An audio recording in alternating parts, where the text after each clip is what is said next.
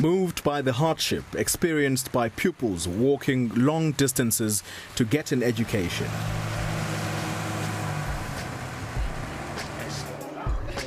Construction of this 120 million rand boarding school was proudly announced by Gauteng Premier Nomvula Mokonyane. A resident here says it was on a rainy day like this last year when a pupil was knocked down by a truck along this road while walking to school. He died on impact. This boarding facility was supposed to mean no more walking for 240 underprivileged children. But 2 years and millions of rand later, the boarding house is still being built. The frustrated Gauteng MEC for Infrastructure Development tells us that she was forced to take action. She chased away the original contractor, Moriteng Investments, because of non-performance. Each time I came on site, there were concerns about there's a different company being mentioned, yet the company I knew who was doing the work was Moriteng. That is a Figile. I kept on hearing Figile, Figile. Who's this Figile? And only when the relationship got sour, I understood that no, Figile's role here was the fact that they came into the picture as a technical partner. Moriteng hired Figile to do the actual construction work, but the relationship soured because Moriteng failed to pay. The MEC also reveals that Figile underhandedly supplied a performance guarantee to government on behalf of Moriteng Investments. All our attempts to set up an interview with Hlami Ndlovu, who runs Figile Construction, failed. But we needed to understand the nature of the two companies' relationship, so we traced Figile to this Centurion address. Yes, hi there, good morning. We're here to see Miss Hlami Ndlovu. Hi. Hello. Yes. My name is Toli. Yes. From eNCA. Yes. I'm hoping it's Hlami Ndlovu. Am I right? Yes, I think we should sit in the boardroom. I don't know if you want to film here in the reception. All right, thank you. Okay.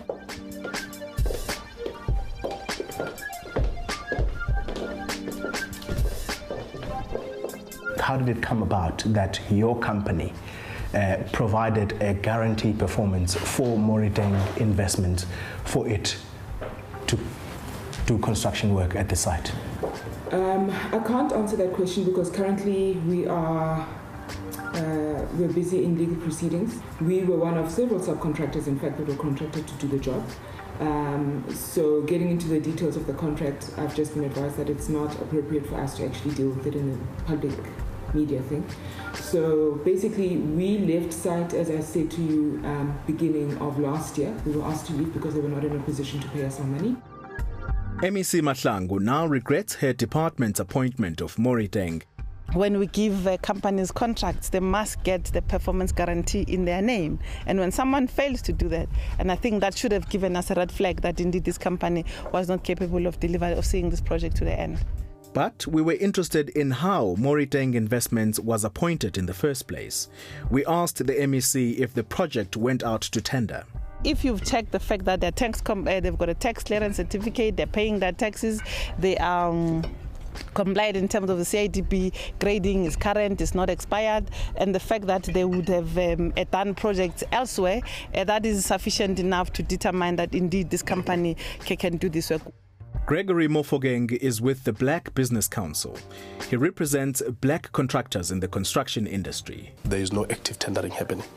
You will find departments of human settlements across the country, in all the provinces, calling for database submissions. Once they've established those databases, then the departments will simply award the projects based on whatever formula they've used to, ascertain the capacity of the companies. Shockingly, the same company, Moriteng Investments, has another contract with the Gauteng government. This one is to build a school in the township of Slovoville, south of Johannesburg. The contract was awarded in 2012, but 2 years on, construction of Slovoville Primary is still not complete. But what's even more concerning is that workers have downed tools. Again, the same problems have arisen here. Moriteng is not paying its main subcontractor, which is Grimet Construction. Into is guarantee ukuthi abantu la uma basebenza imali abazozithola na. Yabo. Ile into sifuna ukuthi siqhubeka sisebenza imali abazoyithola na. Attempts to arrange a formal interview with Moriteng failed, so we traced the company using the physical address listed on its website. And it led us to this Rivonia office park in northern Johannesburg.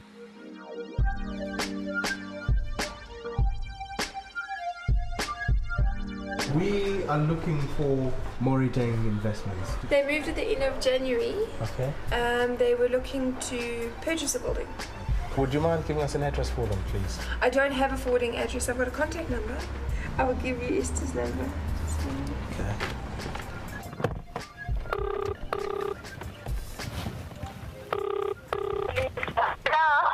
Hi Esther, how are you? Hi, I'm good, thanks. You're speaking to Koli from eNCA. Can you hear me? Esther? Hello, Esther? So I'll try one more time. One last time and then say something.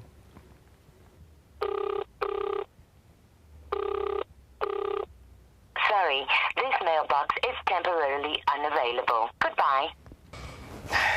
Well, these are the people that we have been trying to get a hold of. Firstly, that's the company website. It says Moriteng Investments. And we have been trying to get a hold of this lady. Her name is Lesedi Mohuba. As you can see there, we are told that she's the one that actually runs the company. Then her mom is Mapefo Mohuba. She's the chairperson. We are told that she's no longer as hands-on as she used to be, so their daughter is basically in charge. And then Esther, the person who we've been trying to get a hold of, is listed here as office manager, and she's obviously picked up who we are, and she's now not answering her phone, nor did she have any interest to talk to us, basically. So that's where we are. Our last attempt to get a comment from Moriteng was at this address, thought to have been used when registering the company.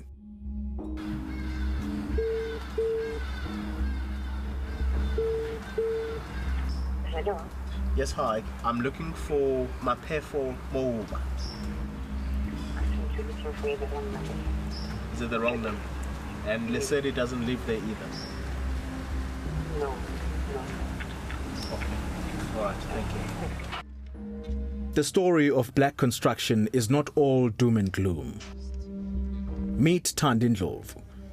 She's the founder and CEO of Motewo Construction Group. Motewo is a reputable grade 8 company today. It was started by the medical doctor whose vision was to help the poor.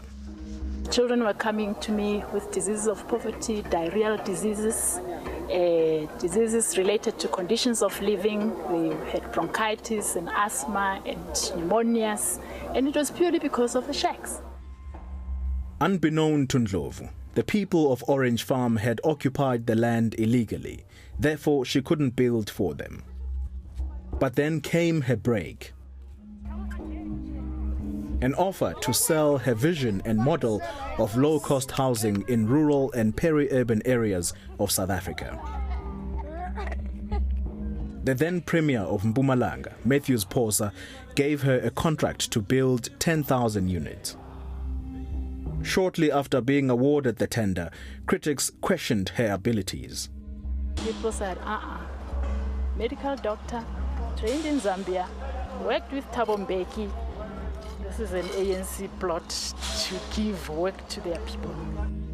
An exhaustive forensic investigation was instituted and would eventually last 3 years. But Ndlovu was cleared and has now built more than 66,000 houses around the country.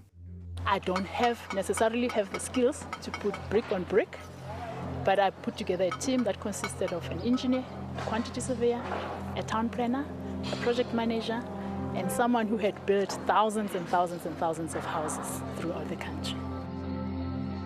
But Motewo lost out on a lot of government contracts because the company was not 100% black. I lost out on a lot of opportunities at that point because I was 51% black female and 49% equity was with white males. But I stuck to my guns because I needed these fellows, and I needed them not as employees but as business partners. Motewo's work speaks for itself.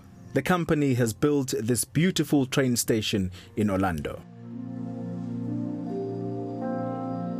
The Noordweg High School in Midrand was designed, constructed and completed in less than 6 months.